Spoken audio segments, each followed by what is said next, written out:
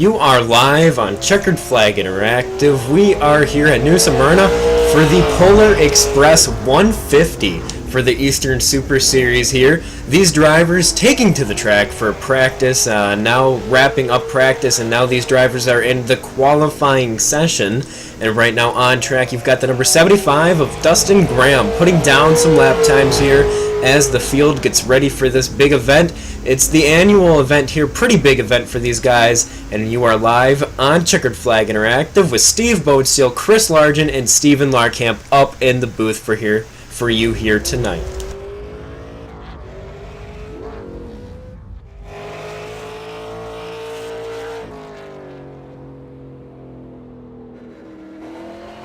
Kyle Wood gets down onto the track to complete his laps here. So far, looking pretty solid on that warm-up lap. A lot of these drivers are big-time short-track iRacers. You see them all over the place. You see them in the MIRL. You've got Kyle Holzhausen, who is commonly in some of the races we broadcasted before, so definitely not that many new faces here tonight on CFI. And Kyle Wood puts down another lap time there. Not quite as fast as he was in practice, but he's going to give it one more shot here on his final lap around the track.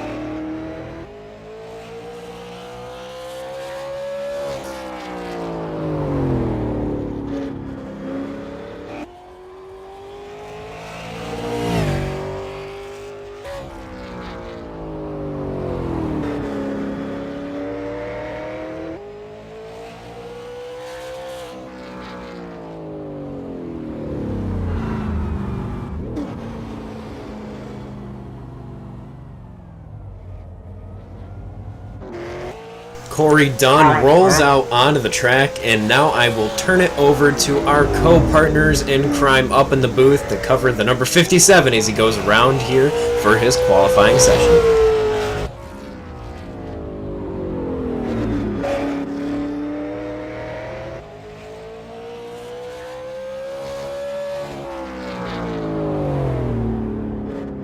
Yeah. End of lap number 1 for Corey Dunn in the number 57. Puts himself P5 at a 17.799. Fastest at the moment, a 17.325 set by the number 35 machine of Kevin Walker, who was 4th quickest in practice. Corey Dunn comes around for the end of his second and final lap. Again, a bit slower, 17.872. It's been a trend here that the first lap is definitely has been the one that you want to get.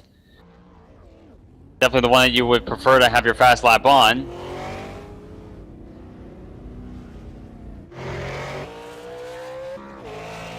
Now the number 45 of Mike Mahoney heads out,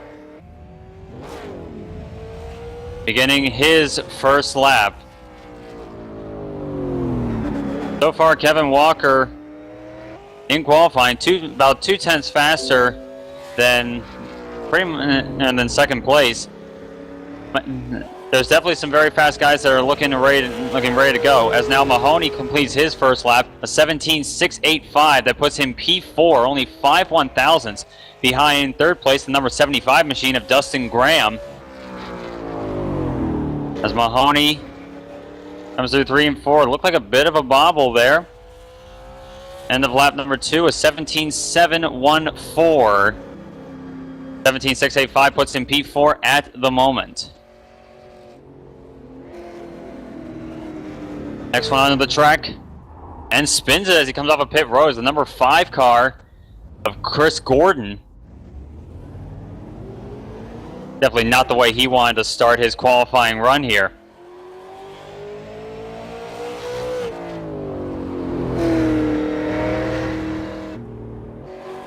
But let's see if he can still get a decent time in. Seemed like he struggled a little bit coming off of 4 there.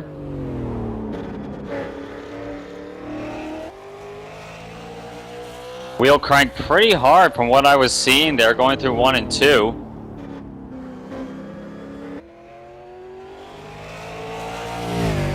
The line this time, lap 1, an 18.943. Puts him down at the bottom in terms of the guys that have practiced so far, and he strikes the wall coming off of turn number 2. Unfortunately, I think that means this lap won't count for him, although coming to the line, and it does not count. That 18.943 puts him P8 at the moment, at the bottom of the drivers who have posted qualifying times.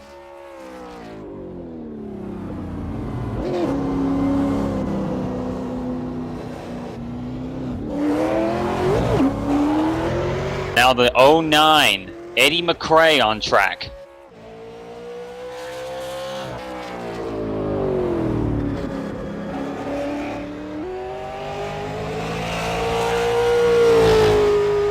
McRae was 6th fastest in the practice session.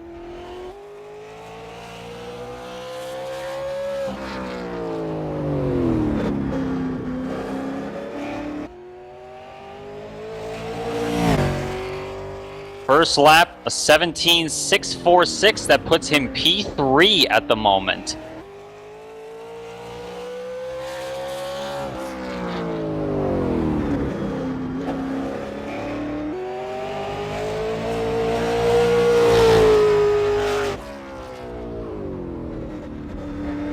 $17.588. He actually improves his time on that second lap.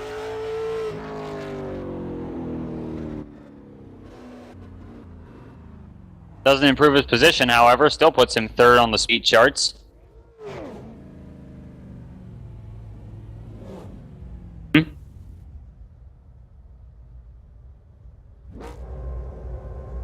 Now coming up to the start line and at the end of pit road is the number 99 of Dan Ball. He was 7th quickest in the practice session at a 17.448. Let's see if that's a sign of things he's capable of doing.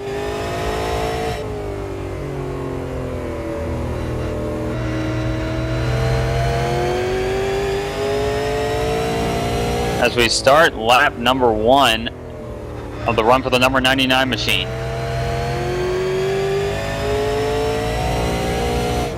Looking decent so far.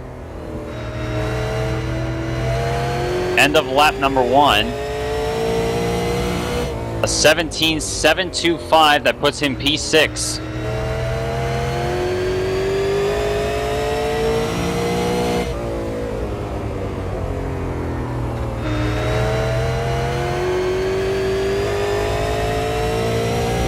Lap 2, a 17.602. That puts him into 4th place.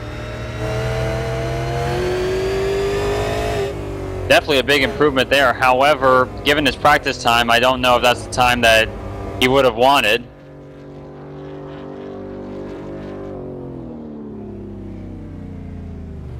Derek Holzhausen in the 87 is the next car to come out. He was 2nd quickest with a 17.252. And he starts his warm-up lap with a higher line through 3 and 4 as he starts his first lap.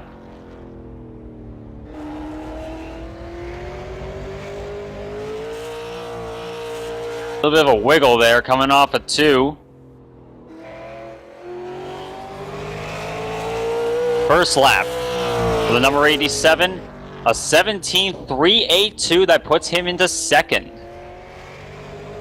Yeah, Steven, Derek is one of our heavy hitters here. He's definitely very strong on the short tracks. He races in the MIRL, which we cover weekly here.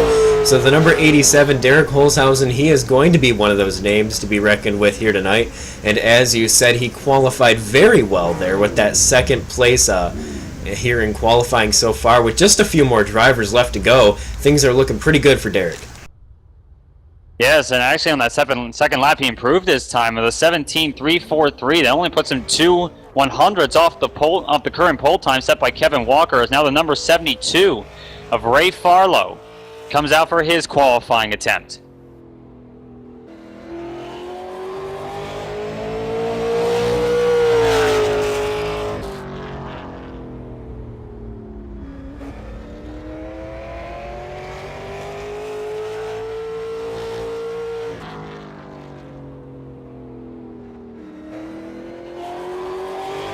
First lap for Farlow to the line. 17.822. That puts him in 10th place at the moment.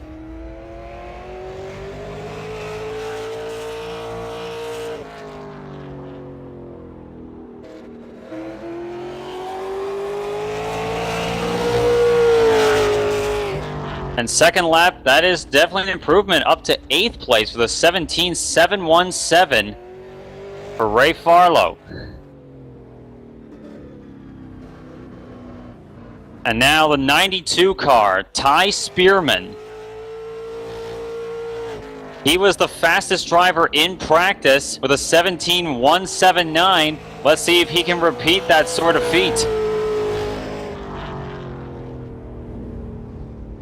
He's definitely going to have to do it very well if he wants to beat the two drivers that are already on the top of the board.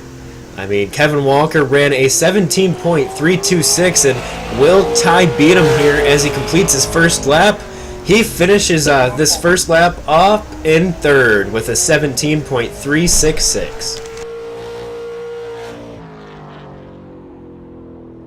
So it does seem as though usually these fast guys make their second lap count better, but it looked like he bobbled a little bit off of 4. He definitely did.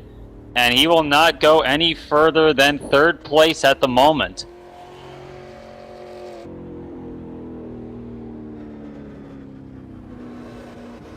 As now the 32, Joshua Hill.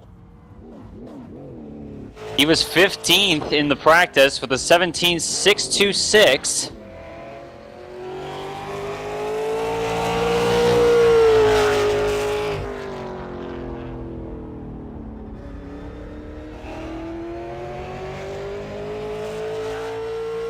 After he is done, we will have only 3 more cars to go out.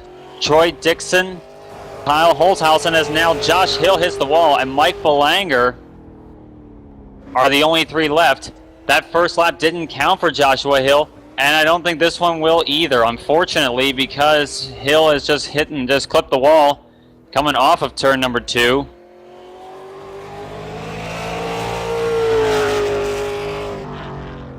Fortunately, none of his laps counted. Really unfortunate for him. So it seems as though if things stay the way they have, unfortunately, he'll be starting this race from the back of the pack.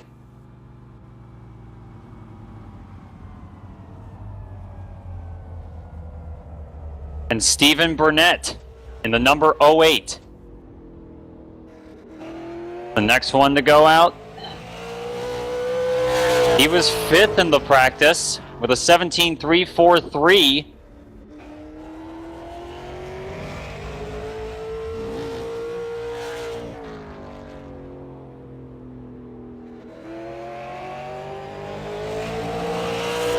Lap 1, 17.431. That puts him into 4th place. Oh, and unfortunately he bobbled there in the middle of 1 and 2, and he's aborted his second lap. So that will put him 4th on the speed charts at the present moment. And the next one to roll out is the number 787 of Kyle Holzhausen.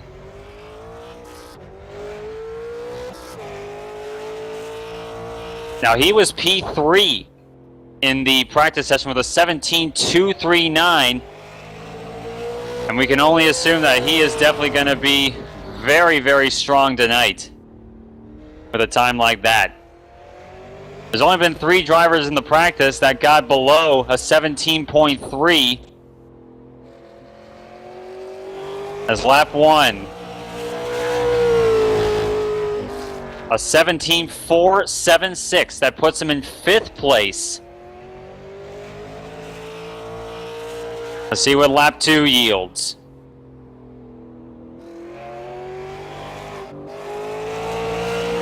A little bit of a dab with the throttle there, and that definitely hurt his time. It was a 17.673. A little bit of a dab with the throttle in 3 and 4. That did not help his cause. He will slot himself into 5th at the present moment.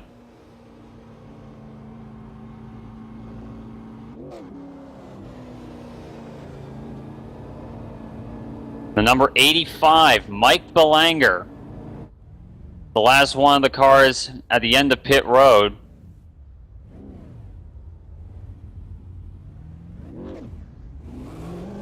And Belanger rolls out.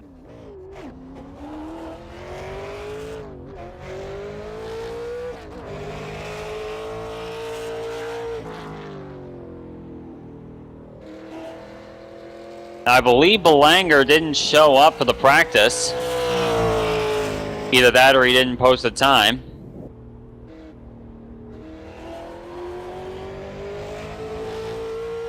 So he's sort of a wild card, so let's see what he can pull out of his hat. Lap 1. A 17.962 that puts him in 15th. Rather high through 1 and 2, and that definitely cost his momentum. Oh, and he just coasts it to the line.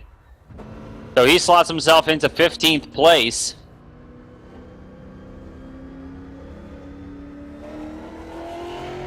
And it looks like the last car to go out and make a qualifying attempt is the number 83 of Troy Dixon.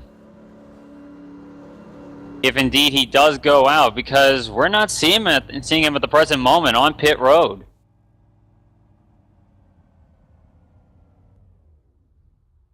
I do believe that Troy is one of the race administrators, so I'm not entirely sure if he will be putting down a time here tonight.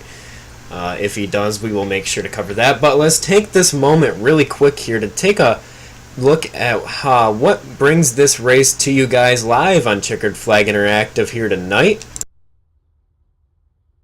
This race is the Polar Express 150 live here on CFI from New Smyrna.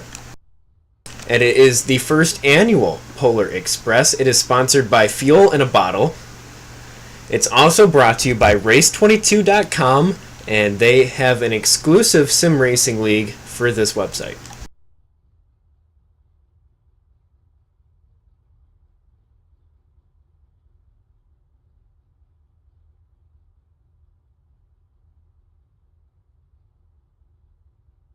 We are going to take this quick moment here between qualifying and the race to get things set up for some action here tonight.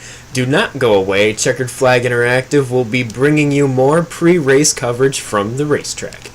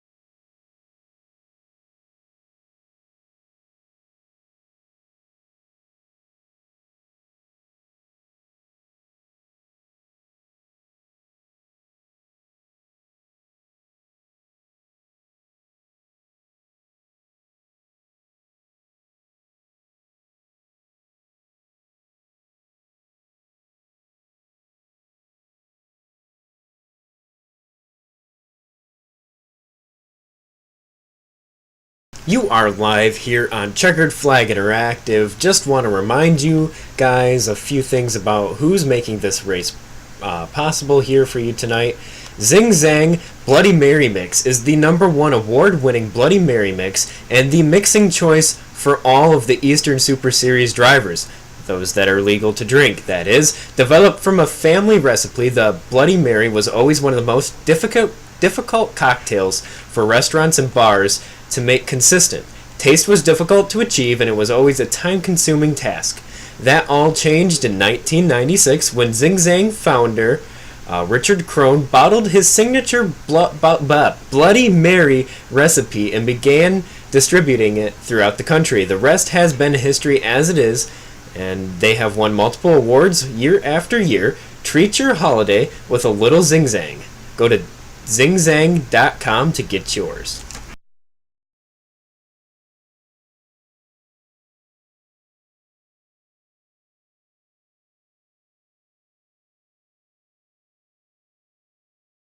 Would also like to remind you that this here is the first annual Polar Express 150 for the Eastern Super Series, and it's brought to you in part by Fuel in a Bottle.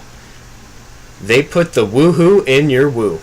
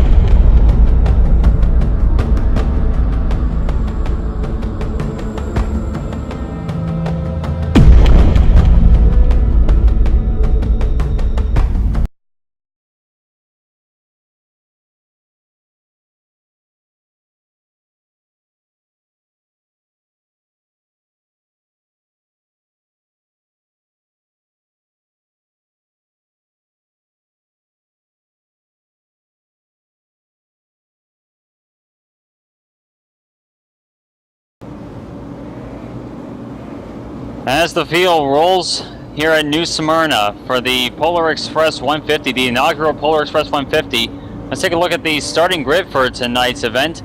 On the pole is the number 35 machine of Kevin Walker. Alongside him, only 2 100s off, is the number 87 of Derek Holzhausen. Row number 2 will be Ty Spearman in the number 92 car. Alongside him will be the number 08 of Stephen Burnett. Row 3 will be the number 787 of Kyle Holzhausen, alongside the number 44 of Travis Wall. Row 4 will be the number 09 of Eddie McCrae, with Dan Ball in the 99 alongside him. As we are going green here at New Smyrna, the Polar Express 150 is go. Kevin Walker selected the outside line for the initial start, but Holzhausen gets the run on the bottom. He has the edge going into turn number 3 for the first time.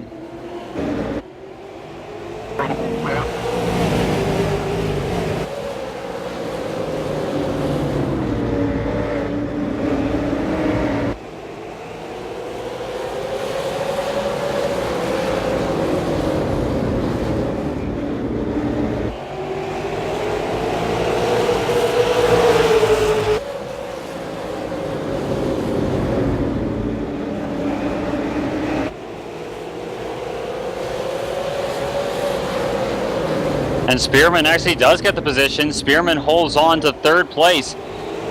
There's a 3-car battle behind them already, with Travis Wall up into 4th place already, but Stephen Burnett has to look down low. He gets alongside him. They are side by side coming off the corner. They're almost a little touch there. Going into turn number 3. Wall tries to hold it tough on the outside there, but Stephen Burnett has the nose, and Wall gets a great launch off the corner. He maintains the spot at the line. As the 08, he gives him a tap, shoves him up high in the 787, and there's a spin right in front of him. Big wreck, multiple cars involved. Caution is out. First one of the night here on lap number 5. Many cars involved. Holy cow, ain't the words. The number 787 of Kyle Holzhausen has a smoking motor. Unfortunately, I think that may be the night done for him. Dan Ball in the 99 with damage to the rear end of his car.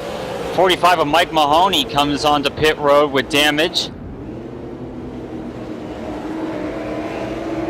Corey Dunn with some rear end damage to the back end of the 57.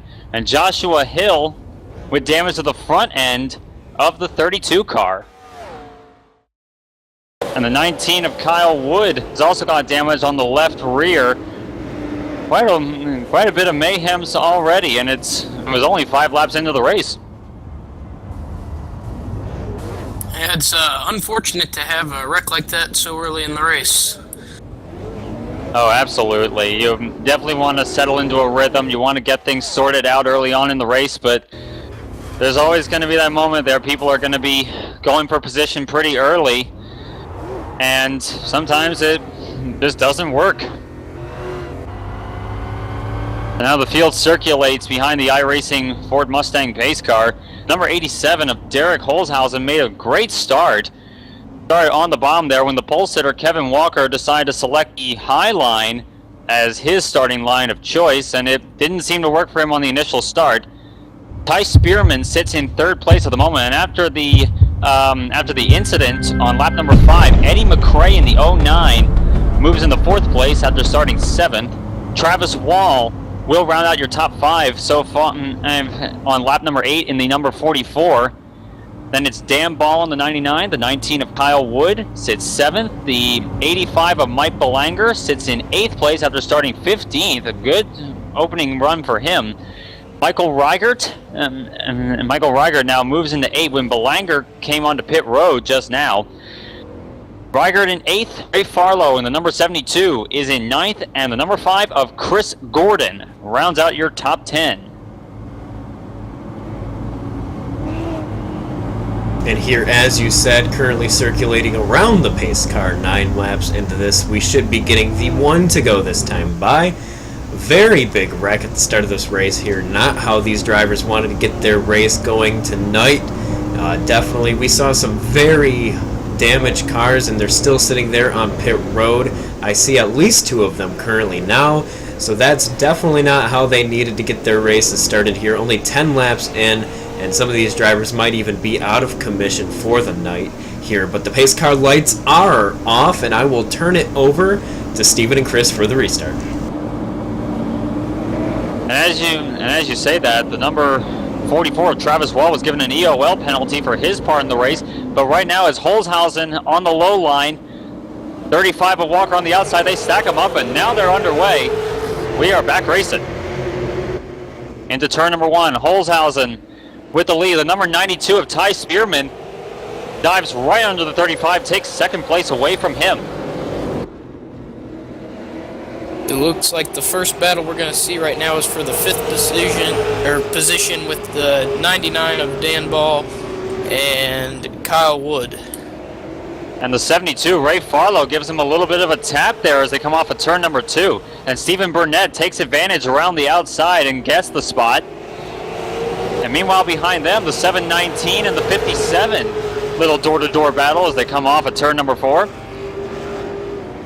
Lap 13 now. Ty Spearman, the 92 up front, seems to be starting to close ground a little bit on the number 87 of Derek Holzhausen. Bill staying in pretty good pace with him.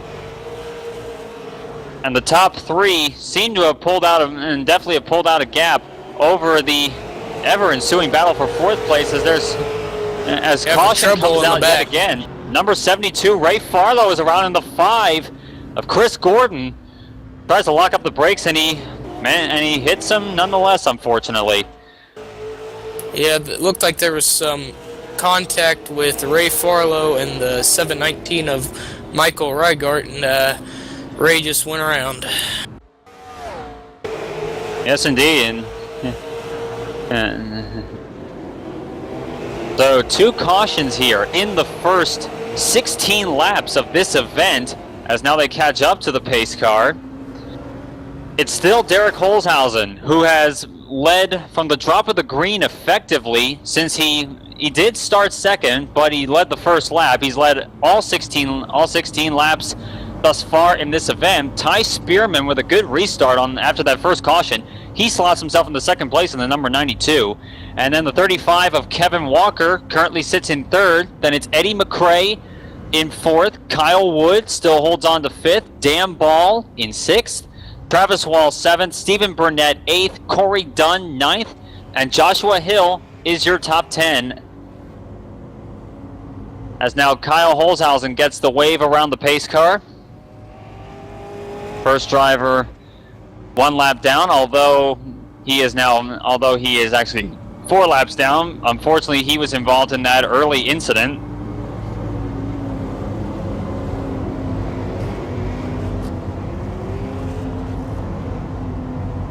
But now once again under caution, the pace car should be getting the 1 to go once again, this time by, as these drivers once again tighten their grip on the steering wheel. They are taking to this short track here, and New Smyrna is quite a beast. It's a little bit wider than what I would like to call most of the short tracks here, and it's got plenty of room up on the track surface. However, that inside wall there, you can see it on the inside of the front straightaway and the back straightaway. There's not much room from the pavement to the wall, so if a driver is to go around, they will probably find that inside wall pretty quickly.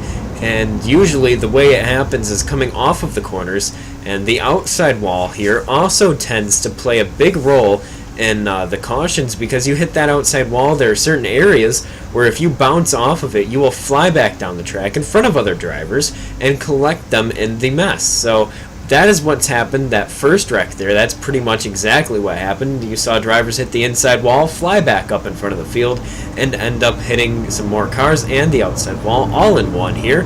As the pace car lights turn off, we are getting the 1 to go.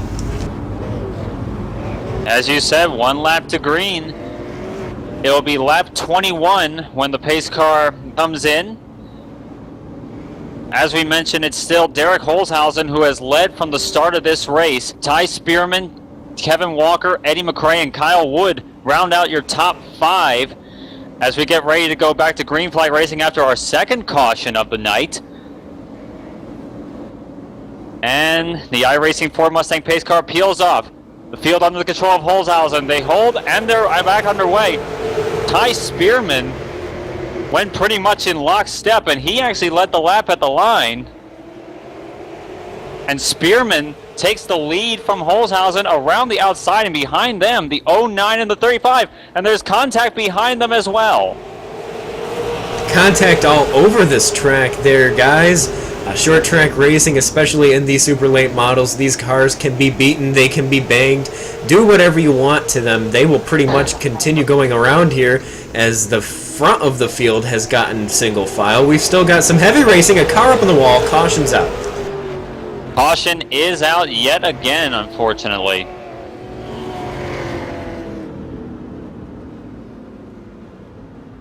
And it appears to be the number 85 of Mike Belanger. He apparently got tapped and was forced up into the wall in turn number 3. So we're back under yellow yet again. Lap 23 here. And Ty Spearman, the number 92, made a phenomenal restart. And he finds himself out in front. 23 laps into this event. Derek Holzhausen still in second place and looking to pounce on this restart. Kevin Walker in third. Eddie McRae and Dan Ball still fourth and fifth, respectively. We are going to take this moment to step away from the racetrack. Do not go away. Checkered Flag Interactive with Steve Bonesteel, Chris Largen, and Steven Larkamp will be right back.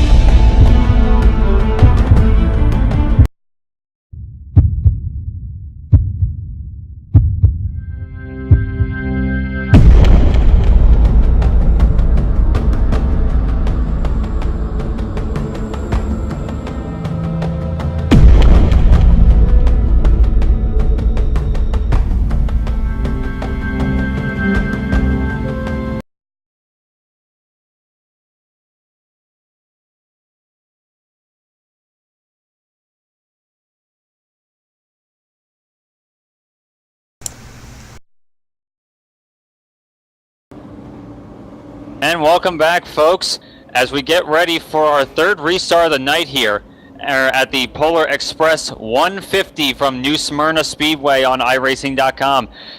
Up front and starting on the outside line of this restart will be Ty Spearman. Derek Holzhausen lost the lead on the last restart, and the green flag comes out. We are back racing. Lap number 28. Drivers diving down in a 1 and 2 side by side. Kyle Holzhausen down on the inside, not going to get that lead back. And we've got a little bit of contact there with the 09 and the 35 there on your screen. Things looking very tense there.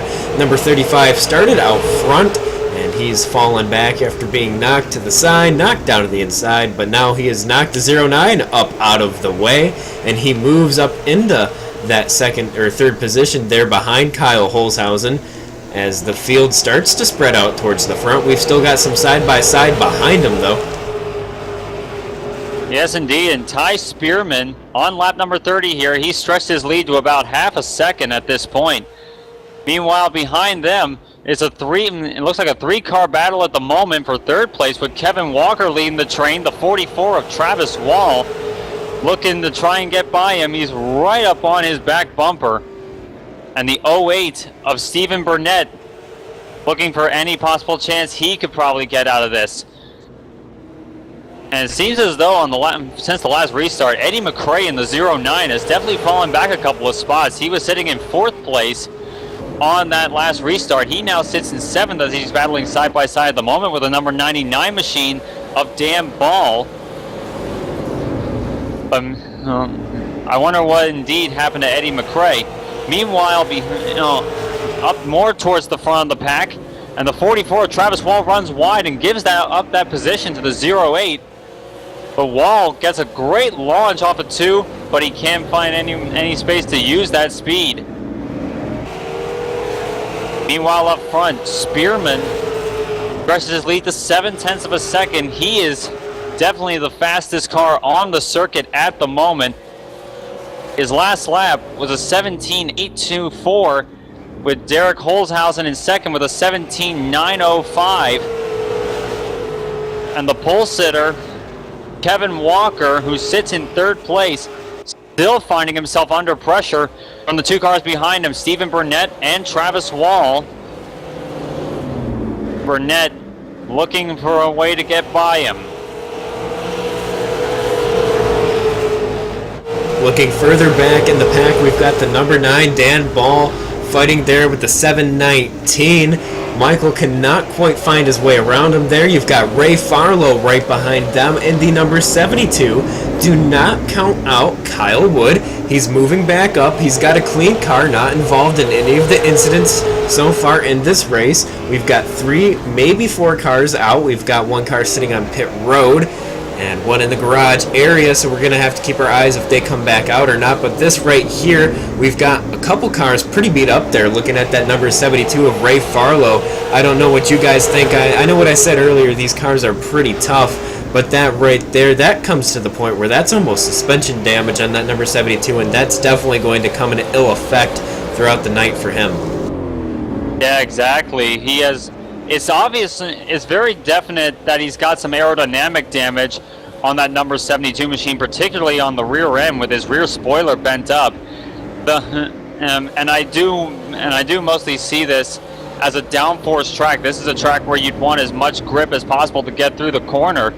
However, at least the difference between a track like New Smyrna and a big track is that would be even worse on a big track, as now the 19 of Kyle Wood gets up alongside the 72, and Kyle Wood starts his march back up towards the front. He was closer to the pointy end of the field early on in this event. He does seem to have a bit of a scuff on his left rear, but it doesn't seem to be hurting him any bit, as now he sits in 10th place and the caution flag comes out. Looks like the 719 goes around on the backstretch. We will pull up the replay here. Indeed it is the 719 of Michael Reigert. I believe it was just a case of putting down too much power on the exit of the corner, and the car goes around on him. Fortunately, though, he seems to have gotten the car out of the barrier, and he is still motoring along, and looks like he is going to make a go for pit road to get some damage repair. Yeah, definitely something I would have done. He almost got lucky there, and you can see that car sliding down. You see the opening in the wall. If he was able to get it wound down just enough, he would have been able to get that car between the gap, but unfortunately he slid into the outside retainer wall of that opening, definitely damaging the right front of that car, possibly knocking the toe out, it looks. Definitely one of those areas you don't want to hit anything with on these cars. You can beat the bodies up all you want, and you can still be pretty competitive, but once you knock the suspension out of whack, you're going to find yourself in quite a bit of trouble as the night goes on. Absolutely. And it looked like it wasn't just him coming on the pit road, but a lot of the drivers, mostly drivers that were more towards the back of the pack on that green flag run, have come in, and quite a good bit of them, but still out in front It's Ty Spearman in the number 92 who leads the way. He was quickest in practice, he was third in qualifying, and now he finds himself out in front here on lap 44. Derek Holzhausen sits in second position in the number 87. Stephen Burnett runs in third place. Travis Wall still holding on to fourth, and our pole sitter, the number 35 of Kevin Walker, lies in fifth place. Then it's Eddie McRae in sixth in the 09. The 57 of Corey Dunn in 7th. The 99 of Dan Ball continues to hold on to 8th place. Kyle Wood running 9th on his comeback trail towards the front. And the number 10th spot belongs to the number 75 of Dustin Graham on lap 45 in the Polar Express 150. Taking a moment once again to remind you guys who brings this to you. Race22.com is the official league sponsor of Eastern Super Series. It'll be the exclusive sim racing league here for Race22.com. Head over to Race22.com. They are your short track authority for all short track and local racing news around the entire United States. Head over there now, www.race22.com. While we are under our fourth caution here tonight, also brought to you in part by Fuel in the Bottle. Fuel in the Bottle Energy Shots is the primary sponsor for the first annual Polar Express 150. Fuel in the Bottle puts the woo in your woo. And woo is what these drivers are saying, because we are back green, and Ty Spearman makes another great restart here. And Derek Holzhausen now finds himself under pressure as the 44. Travis Wall has a look to the outside, but Stephen Burnett continues to battle side by side with that number 44 machine. Holzhausen maintains second place, but Burnett and Wall still wheel to wheel as they come off of turn number 2. The 35 of Kevin Walker, who, as we mentioned before, was on the pole position to start this race. He currently sits in 5th, trying to look for a way to get back more towards the front of the pack. And we have some bumping. We got some argy-bargy behind them with the 57 giving the 09 a little bit of a love tap in their battle for 6th. Well, that love tap must have either shot the 57 back or the 09 of Eddie McRae towards the front, because he was just on the back bumper, the number 35 of Kevin Walker there.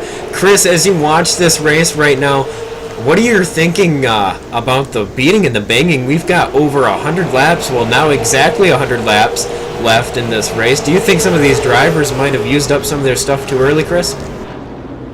Yeah, I kind of do think so, and we've already had one fairly big-sized crash, so I think maybe the guys should tone it down a little bit and wait a little bit later on for that stuff.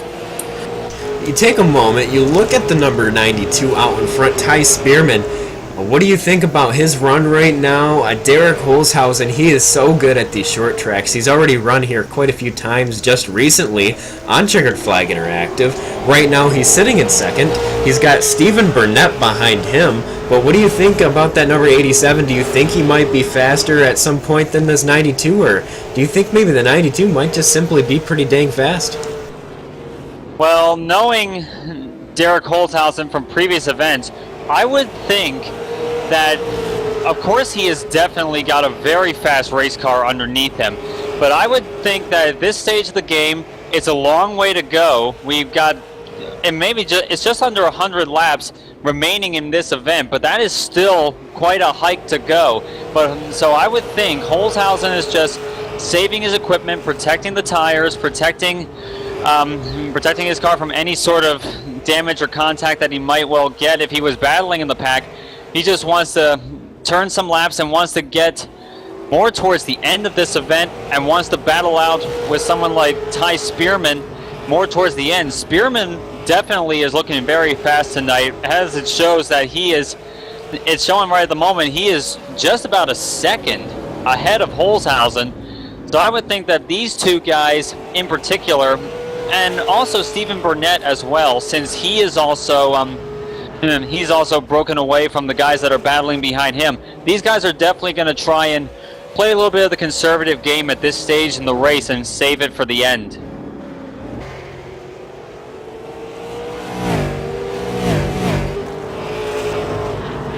But it's Spearman still with a rather comfortable lead at the moment. Just under a second is the margin between him and the 87 of Derek Holzhausen. Stephen Burnett sits in third place, rather close to Holzhausen, but it does. But again, as I mentioned, these two are probably playing the more conservative game. It's only lap 59 in this 150 lap event, and of course, it doesn't really matter if you're in a race that's only 20 laps, a race this long, which is 150, or if you're in a 500-mile event. The main idea is to get the car to the end, and that's what I'm seeing these guys are planning on doing. They just want to take their time, get into a rhythm, and get more towards the end, then battle it out. And speaking of battling it out, I believe that's what the battle for 7th is turning out to be. The 09 of Eddie McRae now under pressure from the 99 of Dan Ball. And Kyle Wood, who we mentioned was closer to the front end of the field early on in this race. He currently sits in 9th. He's definitely been pretty quick compared to a lot of these other drivers. So let's see how he manages to deal with this situation. I'm going to turn it over to Chris really quick here again. Chris, I want you to take a look at the number 99. He's got that damage on the back of his car. I know you've done quite a bit of short track racing here on iRacing, and I know you know quite a bit about how the aerodynamics and the damage will work. Do you think that way the back spoiler is bent up on that number 99 is affecting that car? Take a moment here, guys, watching at home. You see that number 99 really getting loose, hanging it out off the corners. Do you think it has something to do with that rear spoiler? Yeah, I think it probably is affecting the handling on that car, and might be hurting the downforce on it a little bit, but right now he's just doing the best he can with what he's got, and he's trying to make a move on the 09 right now. And one thing that I believe we should mention at this point, we have a retirement from this race. Dustin Graham in the 75 has retired from the event. He struck the wall coming off of turn number 2 and suffered engine damage. He brought the number 75 on the pit road, and unfortunately, was the end of his night. He was running in the top 10 at the time, unfortunately. We've got another battle here out on the track. The number 44 and the number 35. Kevin Walker there in the 35. He started out front here tonight. He found himself into the outside wall after getting a little bit of that short track bumping and banging going. He is struggling to make his way back up through the field there. As you can see, he's battling pretty hard for this position. Although that 44, he's one of the few cars out on track with little to no damage there. And right now he is holding up pretty well there, trying to chase his way back up towards the front. Yes, indeed. And meanwhile, behind him, there's a great battle continuing now for 8th place. Kyle Wood and Dan Ball. They've been going door to door for a few laps now, as the 99 currently hold on to the spot. But Kyle Wood tried to put a great move around the outside of him earlier. It didn't quite work for him at this point, but he's not giving up. Just taking a look. As they get by some more lap traffic, the 719, Michael Reigert might well break up this battle a little bit, and there was a bit of contact while that lapping was ensuing, but they both get by him.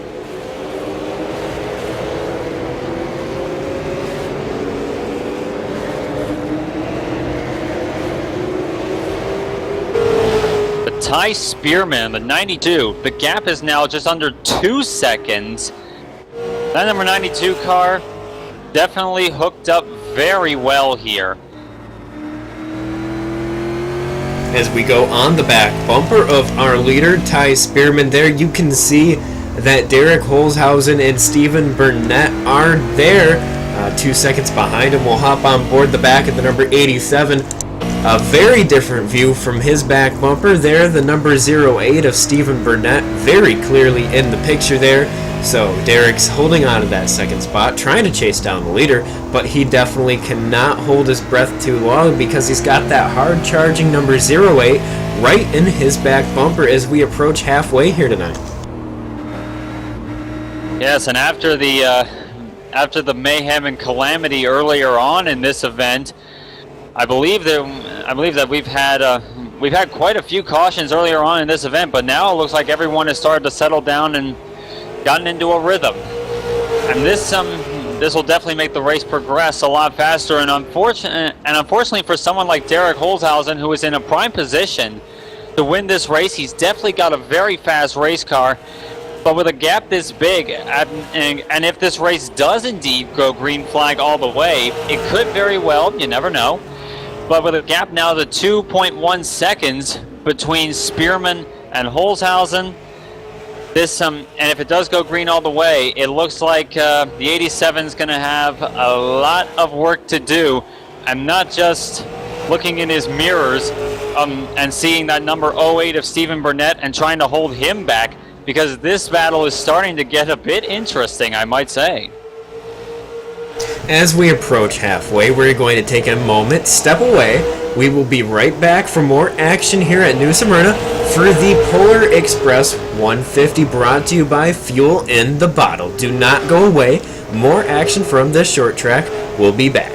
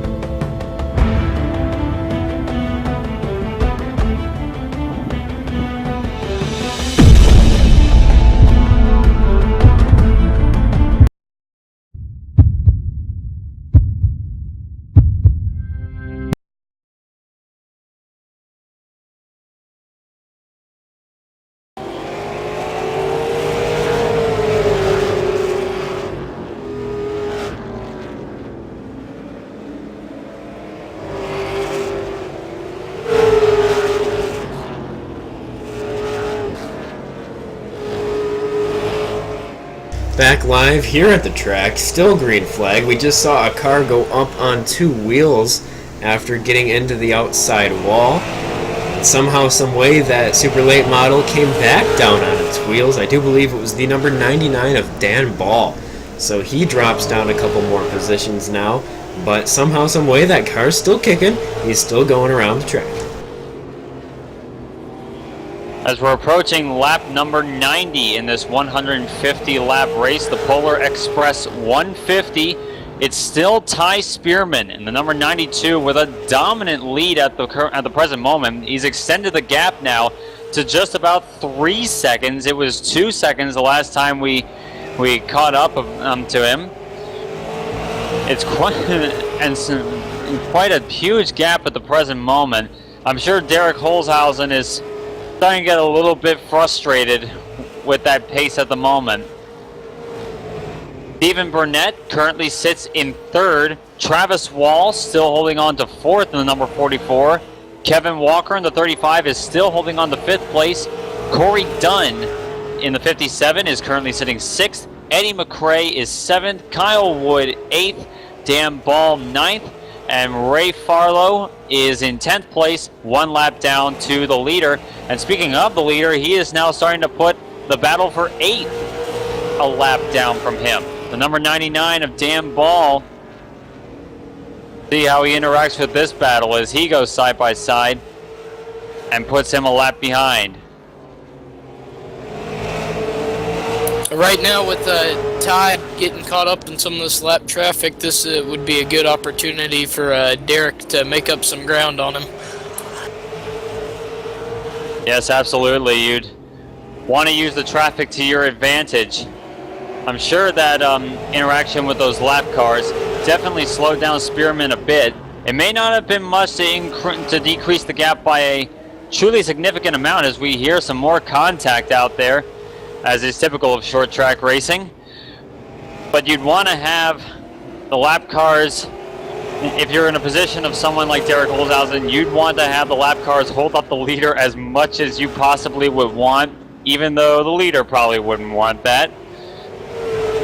The gap has been cut down a tiny bit to the leader. It is now down to 2.8 seconds as a result of the leader getting into the lap traffic. And that leaves at the moment only 6 cars out of the 17 that started this race on the lead lap. And that lead lap at the moment for Ty Spearman is lap 97, coming to 98 this time.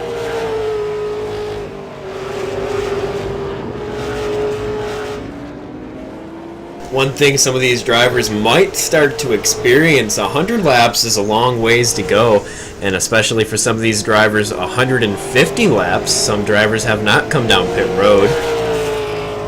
They're going to be out here on their tires for over 100, 125, 150 laps, and that's going to put a lot of stress onto that right front. They're turning left pretty hard here with not much banking. That right front takes the majority of the load of the car in the corner.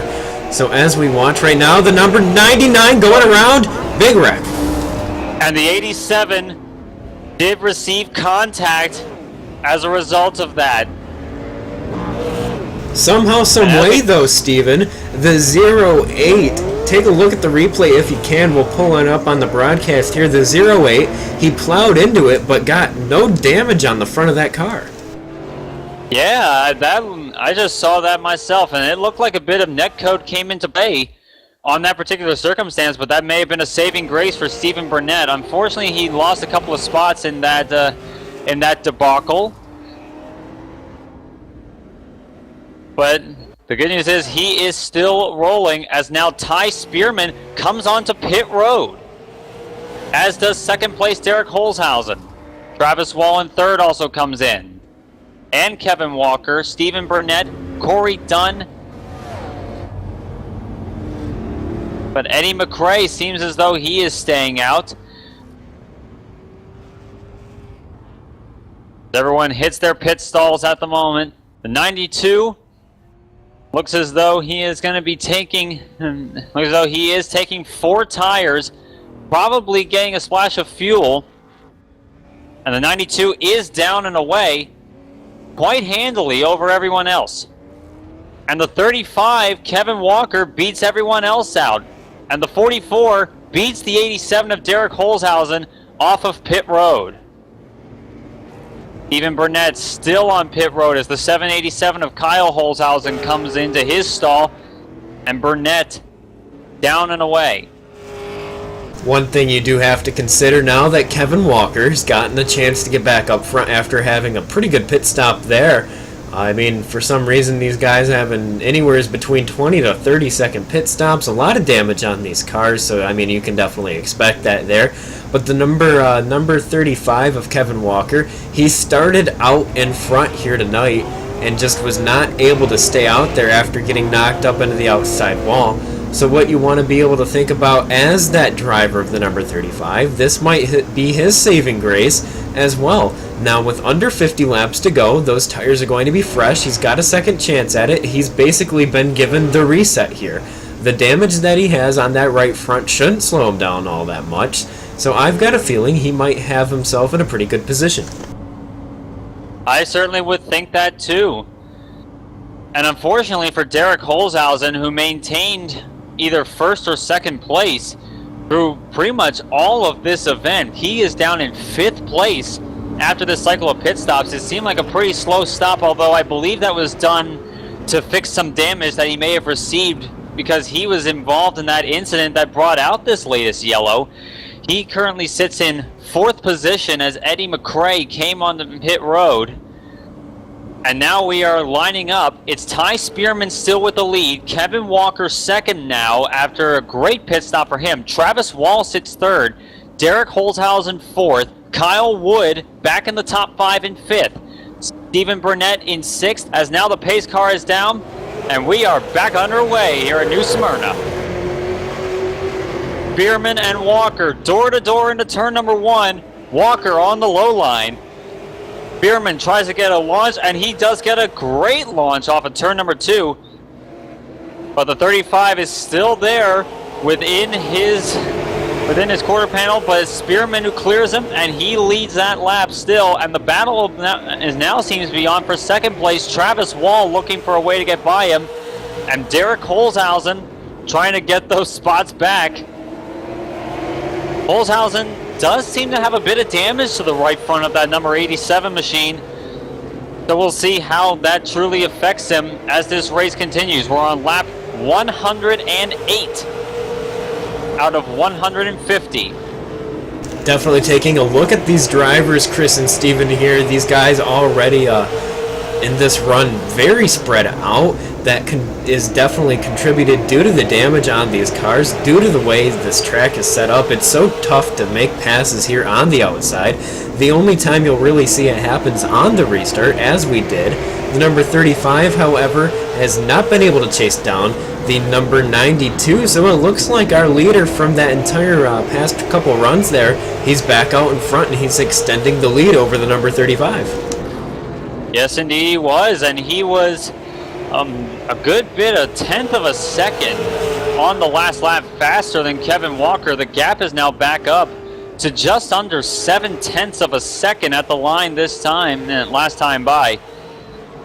So Spearman, it seems as though it probably has become quite apparent at this point. Spearman is definitely the class of the field in terms of race pace at the moment. And it doesn't look like much is going to stop him, barring some horrible calamity that may befall him. But of course, it ain't over until of course, there's that old saying, it ain't over till the fat lady sings.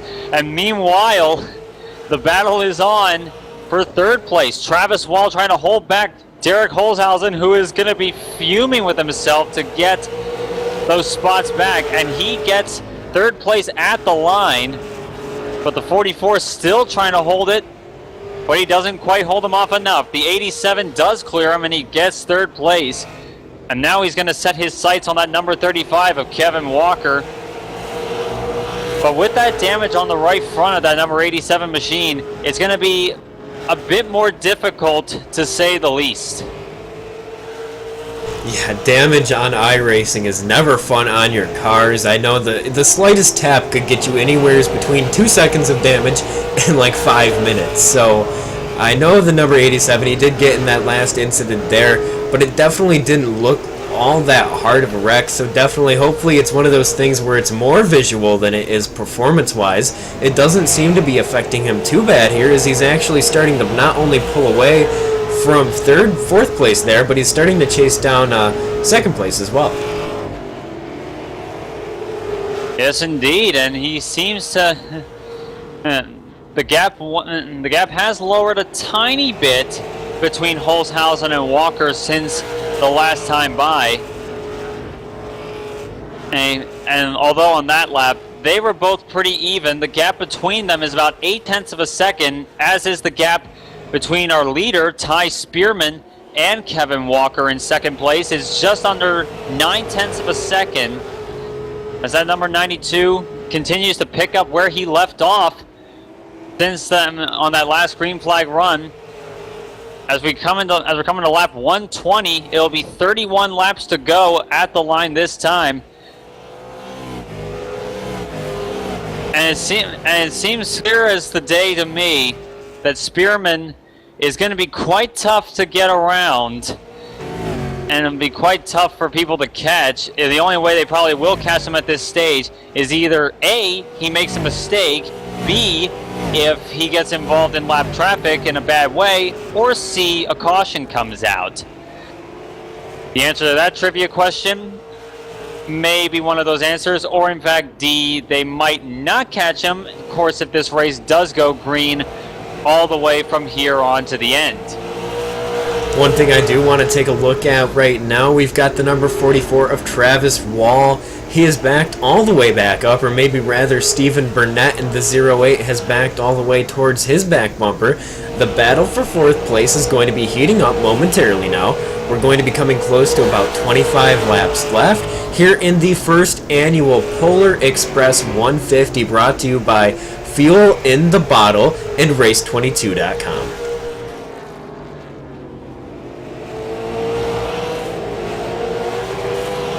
Ooh, 44 got loose. Yeah, he is very loose there coming off the corners, Chris and Steven. This is definitely a battle that I expected to heat up, but the number 44 just let the 08 of Steven go right around. Yes, and 44 did seem like he was fighting the car quite a bit coming off the corner there. I'm not sure if the tire degradation means his handling's starting to go away a little bit, but that does put Stephen Burnett back in the fourth position. He battled quite hard with Derek Holzhausen in that last green flag run. So, although the gap to him is quite a substantial one in itself, the gap is about 1.8 seconds at the line between Burnett and Derek Holzhausen. If he does indeed catch him, we might get that battle yet again, as now Burnett puts the 19 of Kyle Wood a lap behind him. This leaves only 5 cars on the lead lap. Ty Spearman, Kevin Walker, Derek Holzhausen, Stephen Burnett, and Travis Wall are those top 5 cars. Then it's Kyle Wood in 6, Corey Dunn, Eddie McRae, Michael Reigert, and Ray Farlow are your top 10 at the moment. It's lap 129 for Ty Spearman. The gap at the line this time, it's stretched out to 1.8 seconds. Quite substantial. Yeah, substantial is not really even the word. It's massive here. At these short tracks, you expect there to be a gap between the leaders, but that gap of about 2 seconds here, when you're making laps in anywhere between 15 to 17 seconds, that gap is pretty much equivalent to what I would call like maybe 10 seconds at like a Texas, a larger track, something like that. Anywhere larger, that gap of 2 seconds is a lot to make up when your lap times are so quick around here. And also to compare for you road course racers out there, that's probably the equivalent of about 15 to 20 seconds on a road course. That is quite an enormous gap that Spearman has managed to pull out. It seems that clean air definitely works very well for that number 92. He's able to lay down some really fast laps to build up that quite big lead. And now the battle seems to be joining itself for second place. Kevin Walker and Derek Holzhausen are within half a second of each other. Holzhausen has closed in the gap quite a bit, and if it keeps going the way it has, we might get a straight-up battle for second place by the end of this event. Of course, barring a yellow comes out. Let's hop on board with the number 87 of Derek Holzhausen here, trying to chase down the number 35 of Kevin Walker in front of him here. It's not going to happen quite yet. He's still got about half of a second. The number 35 getting loose into the corner. Here, a bird's eye view of the back bumper of that number 35. You can see that Derek's driving it into the corners extremely hard there. The childhood cancer number 35 Toyota in front of him, starting to get a little bit closer. The gap's down another tenth of a second. He is now currently right on his back bumper here. This is the battle for second. We've got 15 laps to go. And as you say, the battle has definitely joined. It is definitely on now for second place, as now they have a lap car to deal with. That is Kyle Holzhausen in the 787. So let's see how this plays out. You've got the number 87 all over the back bumper of that number 35. Chris, take a look at this right here. We're almost 3 wide as the 787 is going to drop up to the high line. The 87 is going to stick behind him here. We've got under 15 laps to go. 13, actually, if we want to be exact. This is the only battle out on the track, and we've only actually got, I do believe, 5 cars on the lead lap. We've got Ty Spearman out in front, Kevin Walker in the number 35, Derek Holzhausen in the 87, Stephen Burnett in the number 08, and then Travis Wall in the number 44, rounding out the top 5 for you there.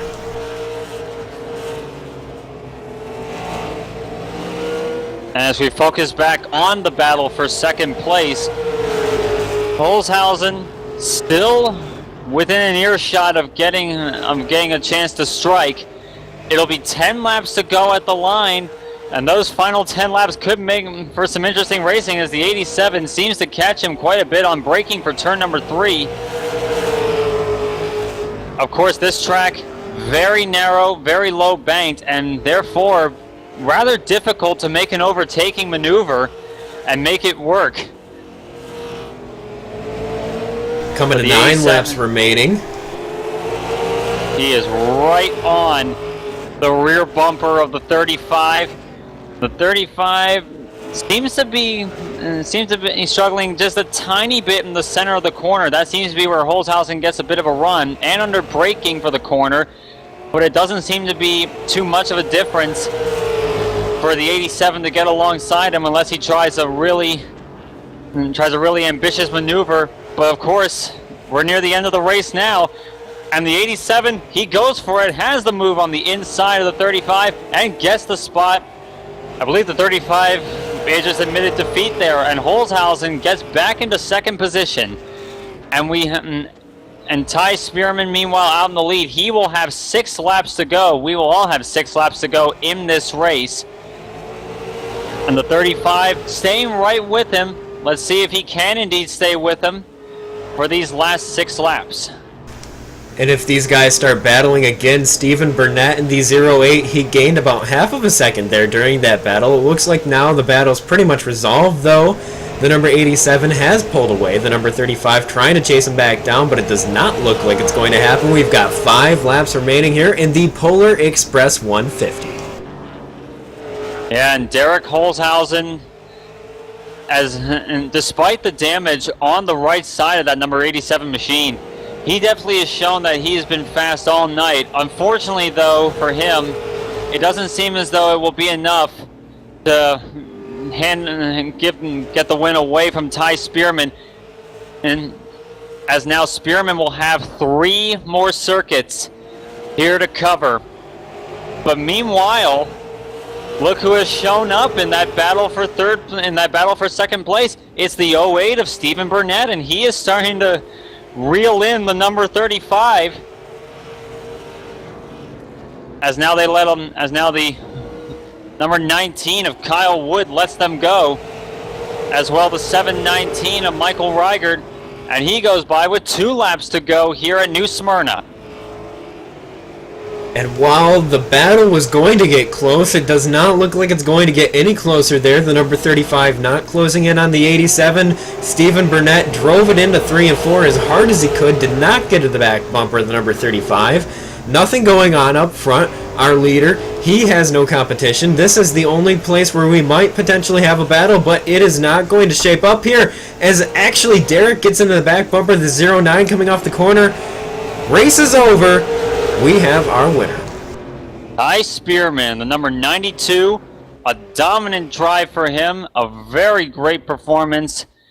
For that number 92 machine, he brings home the checkered flag in the inaugural Polar Express 150. And Derek Holzhausen, 4.3 seconds in arrears, will come home second. Kevin Walker will round out the podium in third place, followed by Stephen Burnett and Travis Wall, who are the only cars remaining on the lead lap at the end. Then, rounding out the rest of your top 10 tonight will be Corey Dunn in the number 57, Eddie McRae in the number 09, Kyle Wood in the number 19, Michael Reigert in the number 719, and then the 787 of Kyle Holzhausen will come home 10th, 12 laps down to the leader. But Ty Spearman is your winner here in the Polar Express 150. A sensational performance. Definitely a very strong performance on his end, and it was a really great race. This first annual Polar Express 150, brought to you by Fuel in the Bottle, was definitely a lot of fun. We had a huge accident at the beginning of the race. We might be able to pull that up for you guys that missed that. Actually, I do believe we won't be able to due to iRacing's limit on the replay, but it was a very interesting race to say the least. We had a lot of beating and banging. We had a lot of comers and goers. The number 32, there was a point in the race. I mean, he started out in front.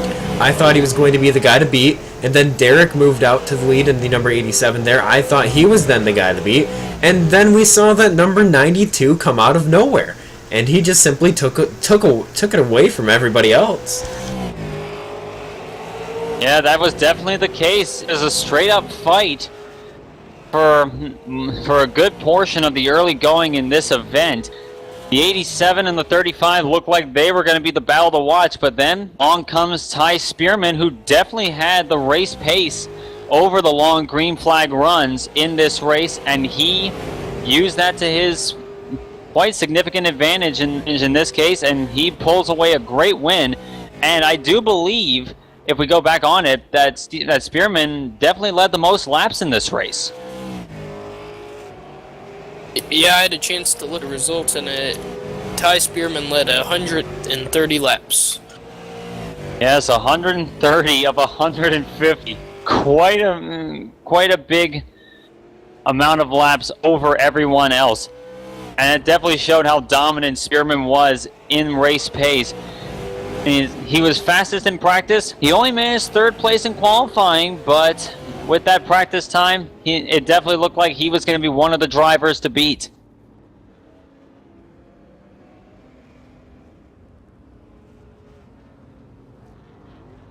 So Ty Spearman brings home the win in the inaugural Polar Express 150 presented by Fuel in the Bottle.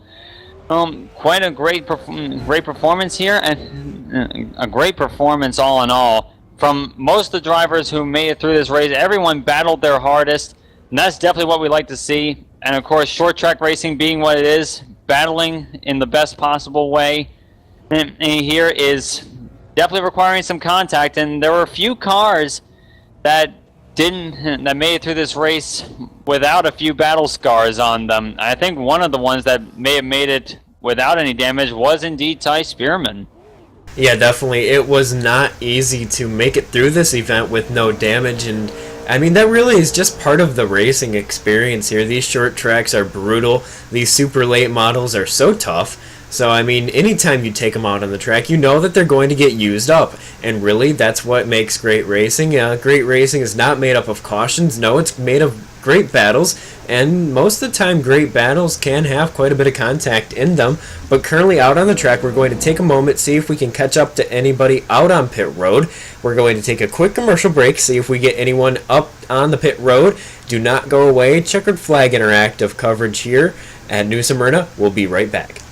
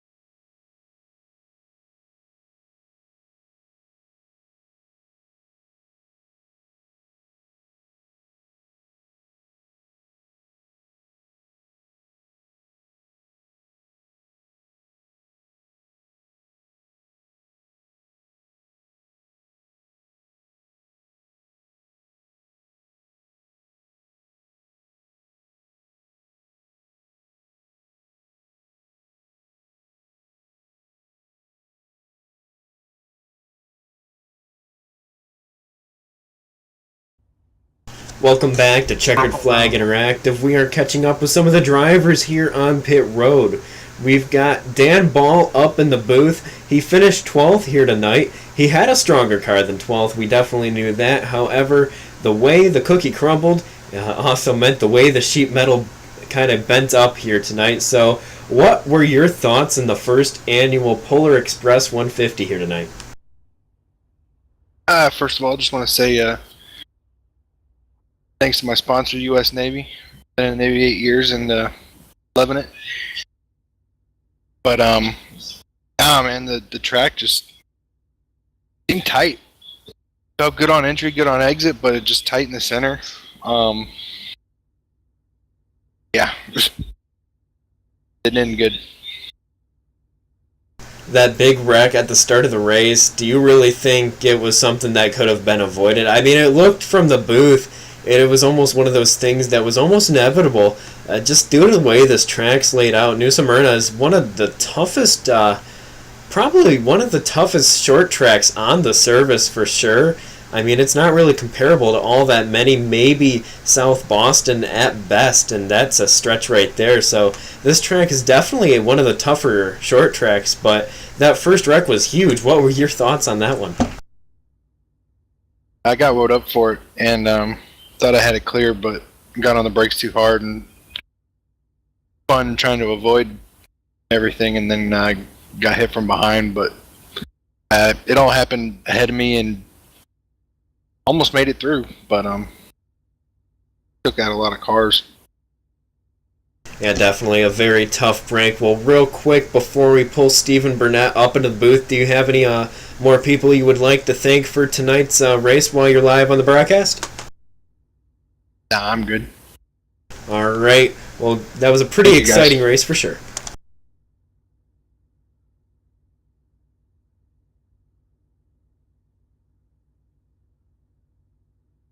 I am going to turn it over to Chris Largen here up in the booth. We've got Stephen Burnett up in the booth also now. All right, Stephen, you had a very good run tonight. Just tell us a little bit about it.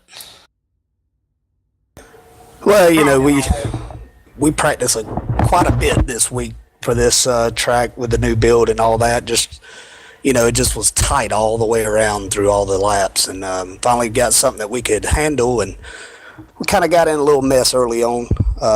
Was able to kind of get it fixed a little bit. Got back up to third. Then on that last caution, kind of got stuck in the pits a little bit, and tried to work back up to where we were running third, trying to catch Derek a little bit, but just kind of ran out of time. You had a very strong car towards the end. Do you think you maybe had a chance to get up there, maybe to second place and pass Derek? I was hoping so. I knew we had a real good car, and once Derek and Kevin started fighting for position, you know, we were trying our hardest to get back up there. We knew we had some tires that we could kind of run a little bit harder than what we had been. But we, like I said, we just kind of ran out of laps and was just pushing it way too hard. All right, and lastly, do you have anybody you want to thank? Yeah, I want to thank Troy for putting this league on and getting Race 22 to help us out a little bit. Want to thank Josh Reeves Racing also. He's helped us out with setups and stuff and getting us going. All right, good stuff. Congratulations on the strong finish, Stephen. We're going to pull up the winner of tonight's event, Ty Spearman, up into the booth.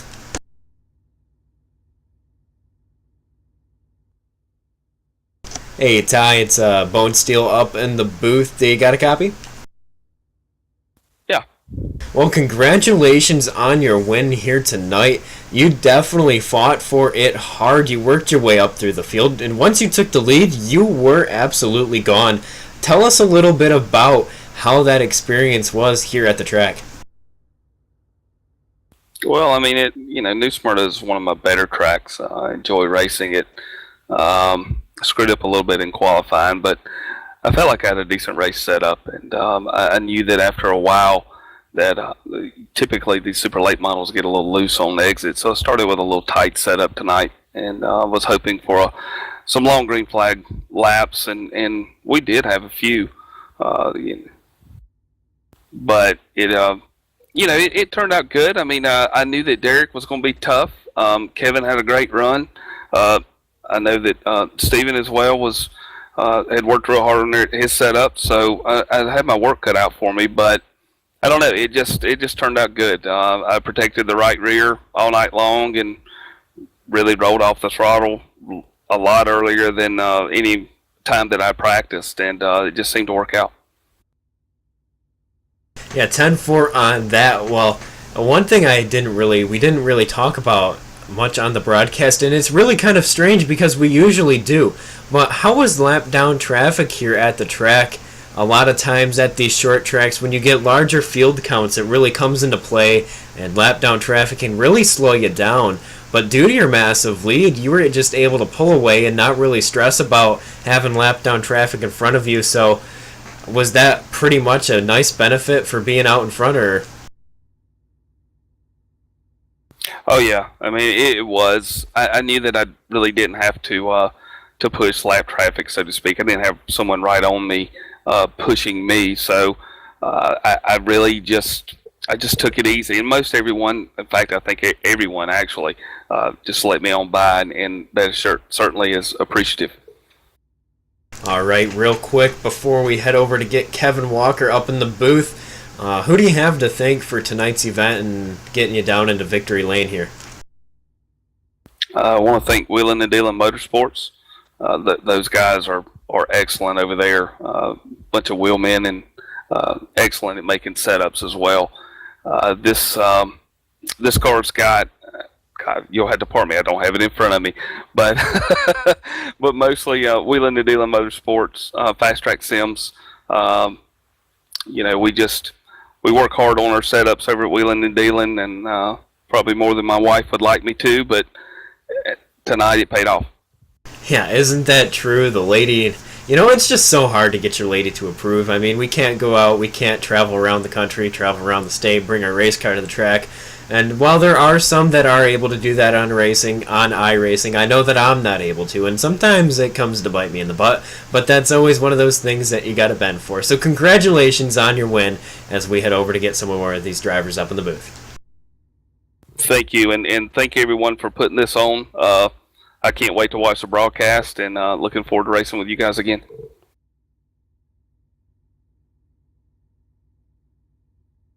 I now have Kevin Walker up in the booth. I'm going to turn it over to Stephen Larkamp. Well, Kevin Walker came home P3 tonight, started from the pole position. Overall, a very strong performance from you. What are your thoughts about your effort tonight? I was pretty happy. It's been close to 5 months since the last time I've been on iRacing, so I'm happy. A third place finish is a win to me for my efforts tonight.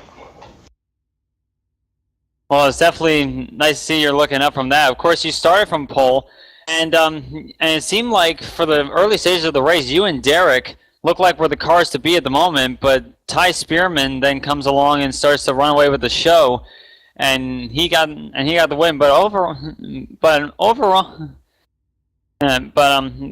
what was your impression of the racing action tonight? Because it looked very good to us. From where I was at, I was pretty happy. I've seen a lot of clean racing, a lot of good drivers that were in this race.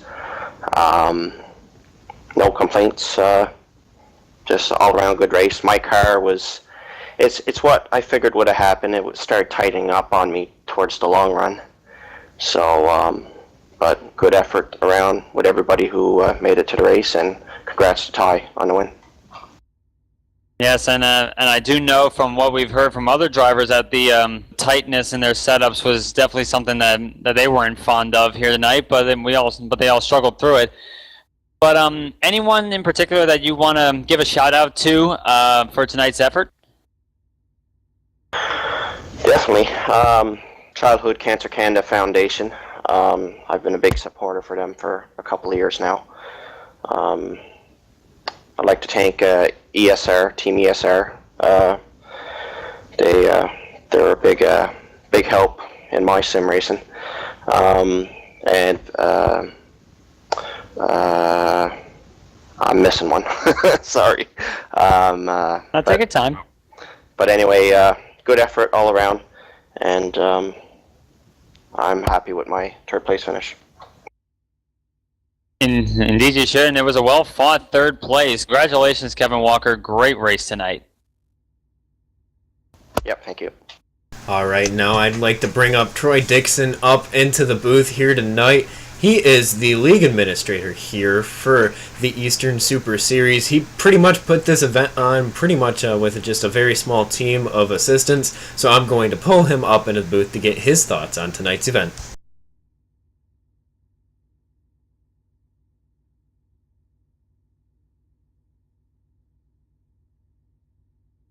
Hey, Troy, you got a copy?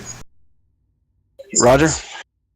Well, what were your thoughts on the first annual Polar Express 150 brought to you in part by Fuel in the Bottle?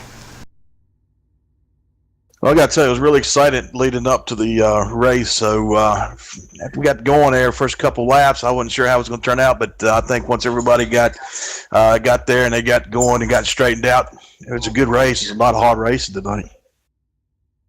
It was a very exciting race from the drop of the get-go. Now, we talked a little bit before the race, and a lot of the drivers were sounding off before the race. There were some issues with the iRacing connectivity today, and I mean, we definitely saw it here tonight in the booth. It's probably been one of the worst nights to get the broadcast put together. What are your thoughts? We don't really get to talk about this much on the broadcast, but what are your thoughts on how iRacing has advanced over the past few months with their new builds and whatnot? I think it's cool. My experience with iRacing, as I'm from the old school, started up with the NASCAR race series that came through there, and then that dropped off, and then it came into iRacing, and I was out for a little while. I came back, and I'm just really impressed with. I'm really impressed with how they make the series. I mean, you got your late models, you got your Indy cars. I mean, just about any series you want to run. I think it's what makes it exciting for iRacing and for people like me to want to get on there and run. Now tell us all and everyone watching at home a little bit about your series here. Well, last year we ran it as the Eastern Super Late Model Series, and then we had some administrators that couldn't take over this year, so we stepped up and took over this series for next year. And we wanted to change it a little bit. Instead of having a series that ran, 6-7 months, somebody gets out ahead of the series and people drop off because they can't catch and it's not fun to run anymore. We want to spice things up, so we're going to run 4 different segments this year. For every 3 months, each quarter of the year, we're going to have a different series. The first one's going to be the late models. The second series is going to be the super late models. Then we're going to run modifieds, and then we're going to run trucks at the end of the year. And each series, we're going to have a champion, and then at the end of the year, we're going to have a point system to calculate up for a 4 Champions Challenge series winner. Definitely very cool. Also, while you have the chance, tell us about the sponsors and make sure you thank everyone that you have to thank for bringing this event live to you tonight at this very, very tough short track. I mean, I know I've raced New Smyrna myself sometimes, and it's just one of those tracks that I don't want to go to. So bringing these guys out here, and they put on a great show. It was definitely impressive. There's got to be a lot of people that definitely helped bring this show to us. Oh, absolutely.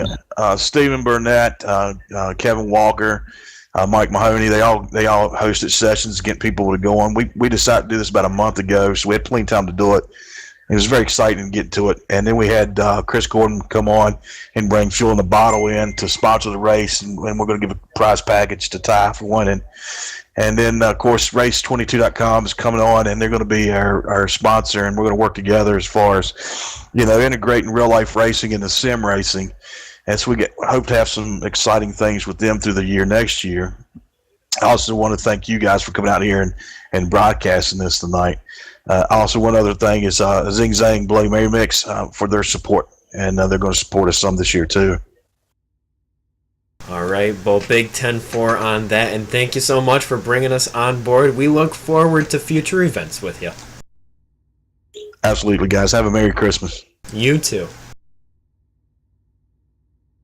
Well, with that being said, Chris and Steve up in the booth, it has been a very exciting night here at New Smyrna, and it's been one of those races where these drivers, they gave it all they had. It's the first annual Polar Express 150, and they definitely wanted to make some history here in the Eastern Super Series, and they definitely did that tonight, and it was definitely a lot of fun for all the fans at home and everyone up in the booth. That it absolutely was. It was a phenomenal showing for everyone who came out to race tonight, and I'm sure the fans definitely liked seeing such a great race. And it was overall a phenomenal show of force from a lot of drivers and fans. And also, big congrats to the winner of tonight's race. Ty Spearman is our winner tonight. Well, with that being said, thank you all for tuning in to Checkered Flag Interactive. You were listening to Steve Bonesteel, Steve Camp, and Christopher Largent up in the booth. And we've got about 2 weeks of no broadcasted races here on CFI, so you will not see us until January and the New Year. So Merry Christmas to everybody, Happy New Year, and have a good one.